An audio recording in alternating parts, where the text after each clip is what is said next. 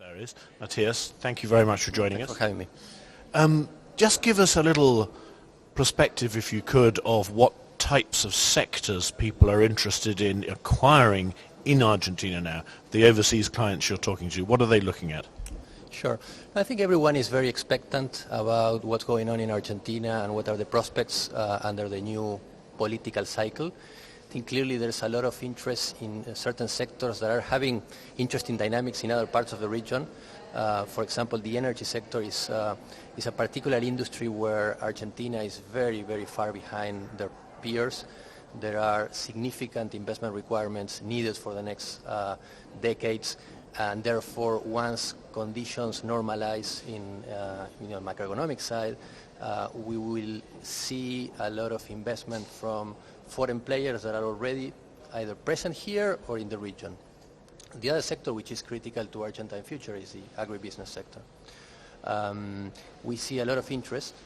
Obviously everyone is, as I said, waiting to see the change in the political cycle to materialize, but there are sectors which are competitive in terms of international standards, and once the tax distortions are eliminated, will create, I think, very powerful players, and therefore people is looking. So you would say that people recently this year have been sitting on their hands waiting for the political cycle to turn. Is that accurate? Absolutely. I think that there's increasing interest, and we receive a lot of inquiries about how we see the situation and assets that may be available. But clearly this is a moment to wait and see. I think that's the way I would characterize it. Of course, we are seeing some opportunistic M&A activity or transactions that are related to deals outside Argentina and they have an Argentine leg. For example, last week we announced the acquisition of Royal Sun Alliance business in Latin America, which had a very important part in Argentina. However, that was more driven by the dynamic outside Argentina. I would say that other than that, the more strategic long-term activity is waiting and just looking at what are the strategic sectors that will drive the growth going forward. Is one of the things that people are waiting for a currency devaluation? Well, I think that when you look at the current distortions and some of the macroeconomic fundamentals, I think that is likely that a devaluation will be required. So I would say that the general consensus within the international community is yes, indeed, there will be a devaluation. However, you see diverse views with respect to the magnitude of that devaluation.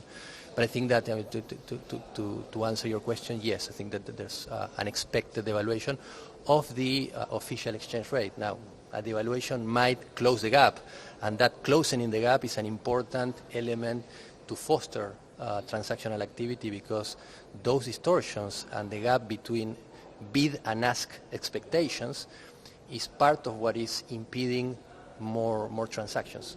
That would be a huge normalization of all areas of business. Yeah, absolutely. I think that once these type of distortions are eliminated, hopefully faster rather than slower, there will be an increased appetite across the board, with obviously focus on some of the sectors with more, I think, strategic importance and potential for Argentina. What about outbound M&A activity originating in Argentina?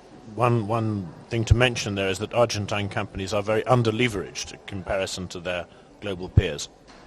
Yeah, I think that's something that once, again, conditions improve and the availability of financing gets more available to corporates, you might see that, especially taking advantage that you have difficult situation in some of our neighboring countries.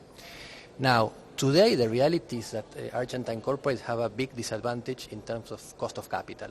Raising equity or debt for an Argentine corporate is extremely expensive, so it has been very difficult to compete with our neighbors in terms of competitive acquisitions of assets, and it has been very difficult.